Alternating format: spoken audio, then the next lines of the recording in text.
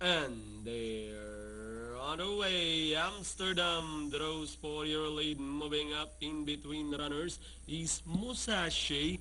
Then followed over by entry number 9, Slingshot Effect. Don Alejandro is down in fourth, followed by South Pearl. Frying Eyes, Maki Sig running by the rail together with Military Might. Arsenal, then comes entry number 11, Forever Young Money for Up Engedi and Boss Pogi, while More Than Enough was left behind. Heading towards the last 600 is Slingshot Effect. Don Alejandro is in between runners by the rail Musashi. Amsterdam moving up on the outside. South Pearl is down in P, followed now by Makisig as they swing to the last 450.